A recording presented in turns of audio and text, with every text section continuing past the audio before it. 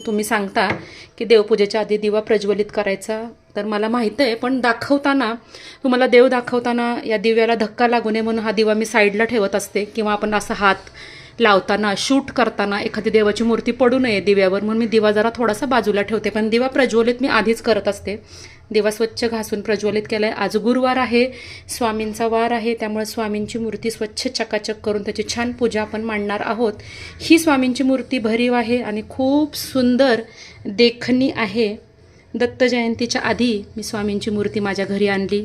सगळ्या देवांच्या मूर्त्या होत्या, पण स्वामींचीच मूर्ती घरात नव्हती. पण म्हटल्याप्रमाणे जोपर्यंत स्वामींची इच्छा होत नाही तोपर्यंत स्वामी आपल्या घरात येत नाही.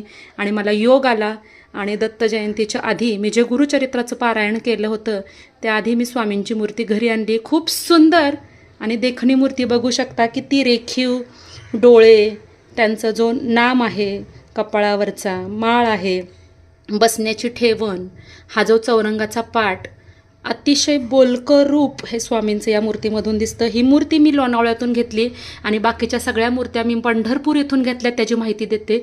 ही एकमात्र मूर्ती मी लोणावळ्यातून घेतली आणि मला 900 रुपयांना ही मूर्ती मिळालेली आहे. म्हणजे त्याची किंमत मला 900 रुपयांना सांगितलेली आहे. पूर्णपणे ही पंचधातूची मूर्ती आहे. आजकाल पितळेच्या मूर्ती कमी भेटतात आणि पितळेच्या मूर्तीमध्ये तितकं फिनिशिंग नसतं.